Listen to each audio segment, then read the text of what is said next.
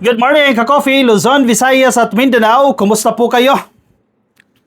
Si Bato, hindi na nagpakita sa unang sesyon, ka-coffee. Kakabukas pa lang po unang araw ng sesyon nila matapos po ang break dyan sa Senado. Abay, no show! Hindi na po nagpakita itong si Senator Bato de la Rosa dyan sa Senado. Akala ko ba walang warrant of arrest? Bakit tila nagtatago na itong si Bato? Di ba noon ang tapang sabi, sige, bilisan mo, paspasan mo. Pero bakit ngayon, parang tumiklop si Bato de la Rosa? Nasaan siya ngayon? Sabi nila, walang warrant. Bakit hindi nagpakita kung walang warrant? Kung confident sila na walang warrant, bakit hindi nagpakita? Now, sabi ni Boying Rimulya, ni Ombudsman Boying Rimulya, again, let's qualify hindi ordinaryong tao si Boying Rimulya. Ombudsman yan. May access sa intel yan. Meron siyang kopya ng warrant of arrest. It's just that not the official copy. Okay isa-isahin natin Meron siyang kopya ng warrant of arrest. Yun nga lang, hindi official copy. Anong ibig sabihin yan? Yung official copy kasi, kinakailangan dumaan siya sa proper channel. Di ba? Kung sa PNP idadaan yan, sa PNP manggagaling ang official copy. Si Ombudsman meron siyang copy. Kasi agad niya, may access sa intel report yan. Yang mga yan, mga head of agencies, nag-uusap-usap yung mga yan. Magkakaibigan yung mga yan. Nag-share yan ng intel. Not on a personal capacity, pero sa professional capacity nila. Nag-share yan ng intel. It's just that, medyo nasobrahan siguro sa ngaw-ngaw si Boying Rimulya na Bulgarian. We do not know the intention. Takutin lang ba si Bato? Ano ba yan? Para maghanda si Bato, etc. Hindi natin alam kung ano yung intention yan. Pero, bakit hindi siya nagpakita sa session dyan sa Senado? Di ba? Yan Bato, absent sa Senado. Nasaan ang tapang niya? Si Lacson nagsalita na rin. May limitasyon yan, hindi pwedeng gamitin ang Senado. Di ba? Nakanlungan ng nagtatago o ng isang pugante. Ano yan? Aabusuhin ng Senado ang institusyon na yan? Hindi pwede yan. Si Lacson nagsalita dyan. May pag-usapan natin yan. Sige, dito muna tayo kay Boying Rimulya. Ito. Mainit-init pa ito, ka-coffee, no?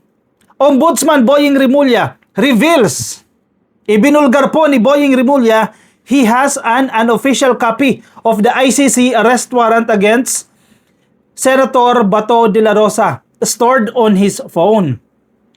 Sa tingin ninyo, magkakamali si Boying Rimulya? Ganun na ba siya katanda para makita niya na ang pangalan niya ay hindi Bato de la Rosa? Meron siyang kopya sa cellphone. Ano yan? Edited? Gagawa-gawa, mag-e-effort para gumawa ng peke?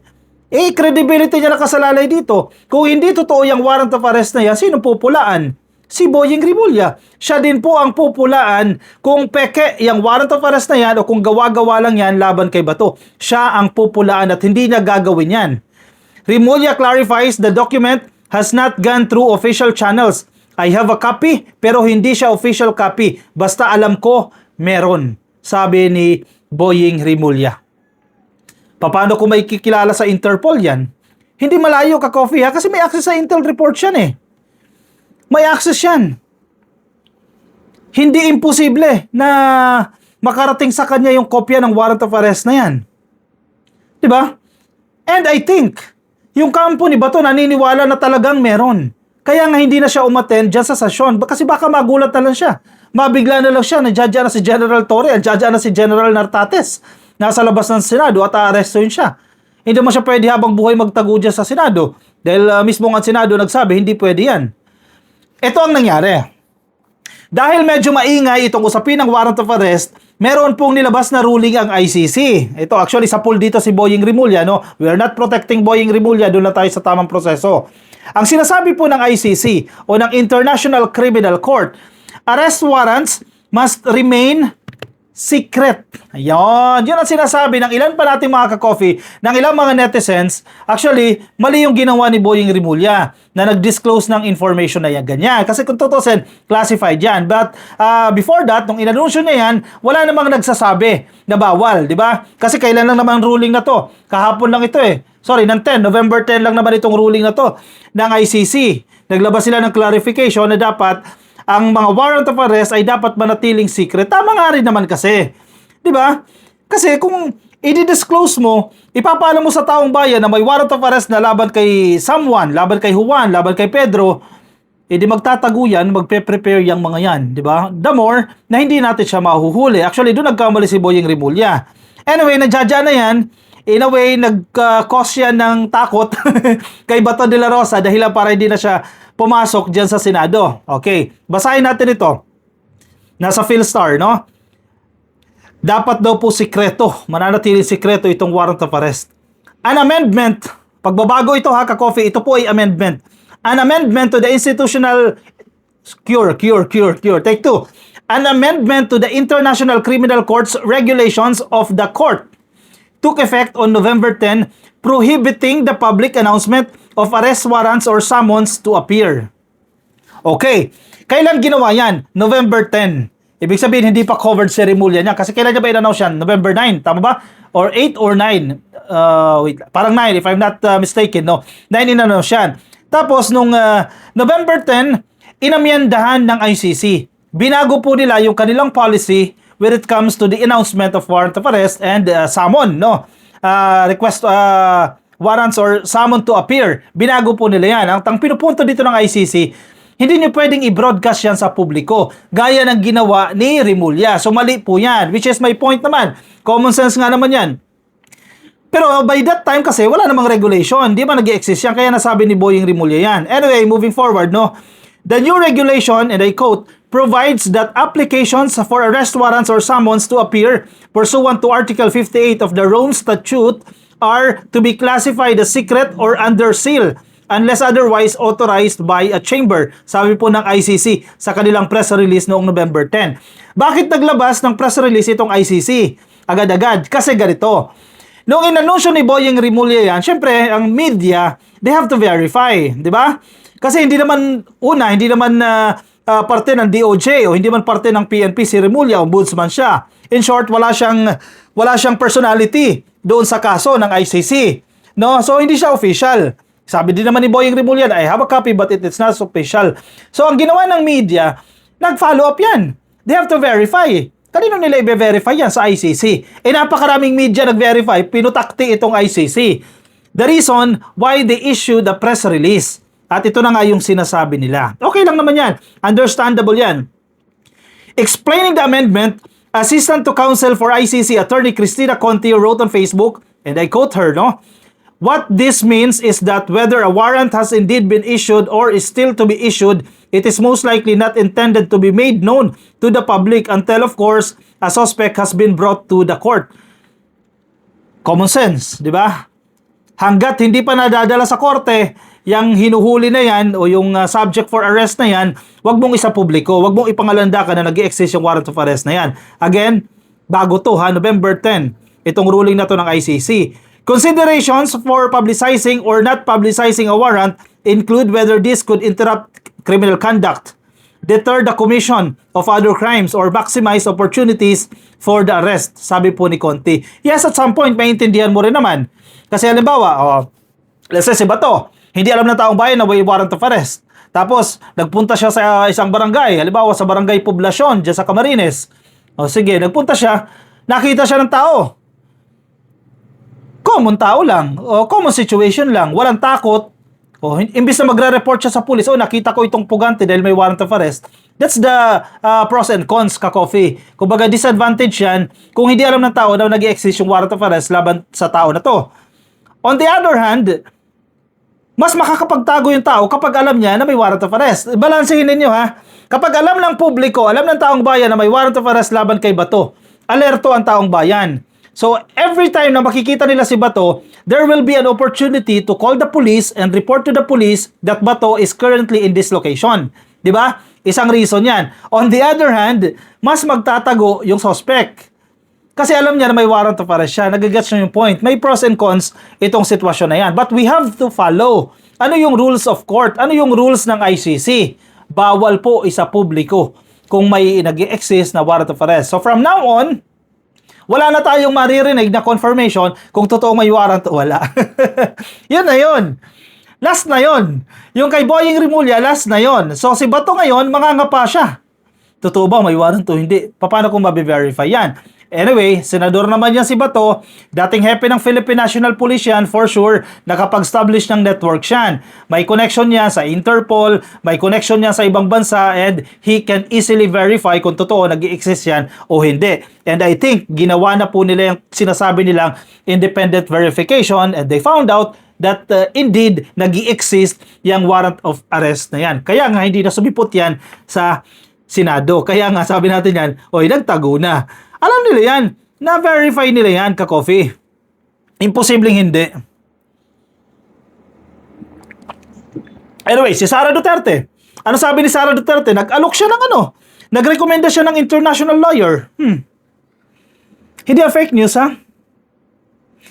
Sara Duterte recommends international lawyer to De La Rosa if he will be arrested. Already na. Advance mag-isip. Itong si Sara Duterte, may nakahanda na pong pangalan, ibibigay ko kay Bato de la Rosa.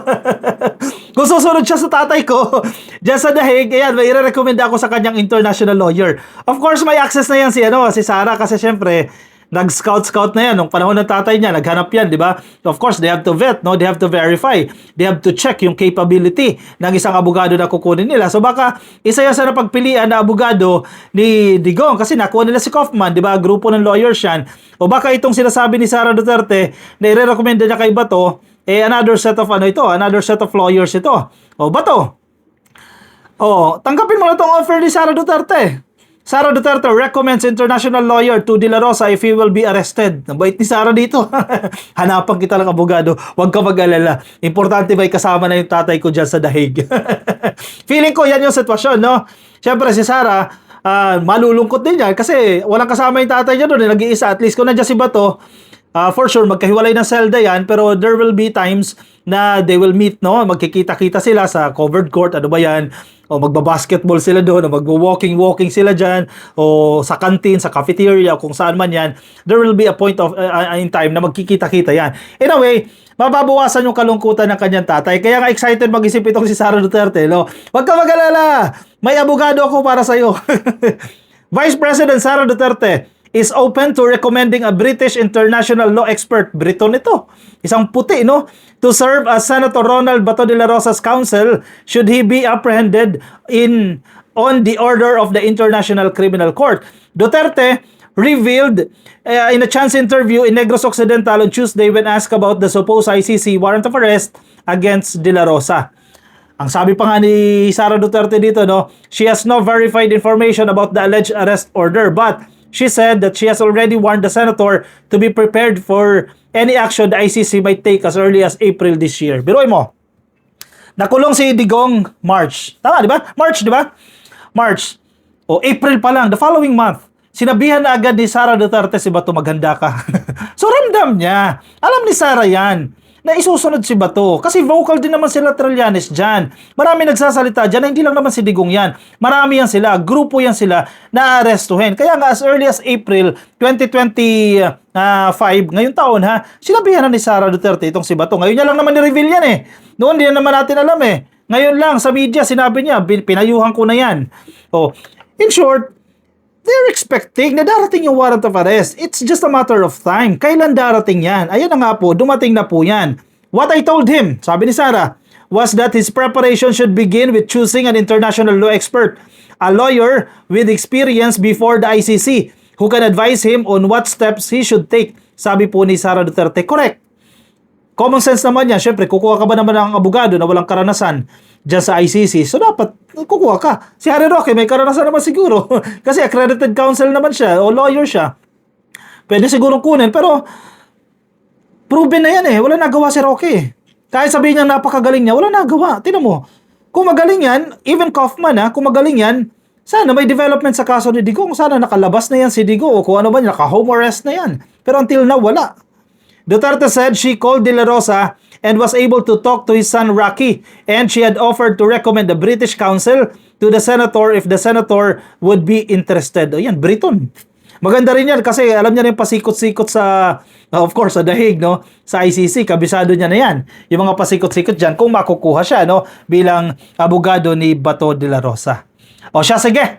Anong masasabi ninyo dyan? Anong komento ninyo dyan? Anong opinion, reaction? Lagay nyo dyan sa comment section. Baka naspatan nyo si Bato. Nasaan si Bato? Finding Bato. Hindi na po nagpakita yan. Unfortunately, no? Hindi mo na makakadali sa mga sesyon, sa mga susunod po na sesyon, sa mga pag-uusapan, sa mga plenary, sa mga budget hearings. Hindi mo na makakadalo dyan si Bato. Of course, magtatago na po yan. Sana umaten siya kahit Zoom, no? Via Zoom, via Google Meet, para magawa pa rin niya yung kanyang trabaho. Magampanan pa rin niya yung kanyang tungkulin bilang isang senador. In the very first place, pinapasahod naman po siya ng gobyerno ng Pilipinas. Ayan, ang bilis, no? Karma is real. Yan na. May consequences yung mga masasama ninyong ginawa ng administrasyon ni Digong. At ayan na po, unti-unti na pong makakamit ng mga biktima ng tukhang ang hustisya. O siya, i-komento po ang inyong opinion, reaction dyan sa comment section para mabasa po ng iba natin mga ka-coffee. Yung mga nasa Facebook, please like and follow. Mga nasa YouTube, subscribe. TikTok, subscribe na rin po kayo. At magkita-kita tayo sa aking susunod na episode. Paalam po sa inyo. Bye-bye.